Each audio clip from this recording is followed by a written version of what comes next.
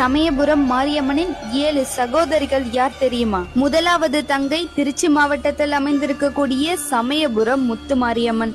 இந்த மாரியம்மன் பல நோய்களை போக்கும் கசப்பு சுவையுடைய வேப்ப மரத்தை கொண்டு தன் பக்தர்களை காத்து வருகிறாள். இரண்டாவது தங்கை திருச்சி மாவட்டம் லால்குடியை சேர்ந்த அன்பில் முத்து மாரியம்மன். இந்த கோவிலில் கண் குறைபாடு உள்ளவர்களுக்கு பூசாரியால் பச்சிலை மூலிகளால் ஆன சாறு கண்களில் பிழிந்துவிடப்படுகிறது. இந்த மாரியம்மனின் சக்தியால் ஏராளமான பக்தர்களின் குறைபாடு நீக்கப்பட்டுள்ளது. மூன்றாவது தஞ்சைக்கு கிழக்கே உள்ள புன்னைநல்லூர் முத்து மாரியம்மன். தஞ்சையை ஆண்ட சோழ பேரரசர்கள் தஞ்சையை சுற்றிலும் 8 திக்குகளும் எண்வகை சக்திகளை காவல் தெய்வமாக அமைத்தார். அவ்வாறு அமைக்கப்பட்ட சக்தியே புன்னைநல்லூர் மாரியம்மன். அம்மையால் பாதிக்கப்பட்டவர்கள் பிரார்த்தனைக்காக இங்கு தங்கியிருந்து குணமடைந்து செல்கின்றனர். அடுத்தது புதுக்கோட்டை மாவட்டத்தில் நார்த்தமலை என்கின்ற ஊரில் அமைந்துள்ள நார்த்தமலை முத்து மாரியம்மன். நீண்ட காலமாக உடலில் பல வியாதிகள் ஏற்பட்டு அவதிப்படுபவர்கள் இக்கோவிலில் அக்கனி காவடி எடுத்து வழிபட நோய்கள் தீருவதாக பக்தர்கள் கூறுகின்றனர். ஐந்தாவதாக புதுக்கோட்டை மாவட்டத்தில் அமைந்துள்ள தென்னலூர் முத்து மாரியம்மன். மிக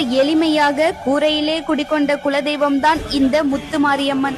அடுத்தது புதுக்கோட்டை மாவட்டத்தில் அமைந்துள்ள கொன்னையூர் முத்து மாரியம்மன். இந்த அம்மன் மைய பகுதியில் கோவில் கொண்டு நாலா திசையிலும் உள்ள மக்களையும் காடு கரைகளையும் கால்நடைகளையும் காத்து வருகிறாள். ஏழாவதாக திருவையாற்றிற்கு அருகில் குடமுருட்டி ஆற்றின் தென்கரையில் அமைந்திருக்கும் வீரசிங்கம் பேட்டை முத்து மாரியம்மன். பொதுவாக மாரியம்மனின் அக்கால் தங்கை 7 பேர் என்பர். அவர்களில் கடைசி தங்கைதான் வீரசிங்கம் பேட்டையில் வீற்றிருப்பவள்.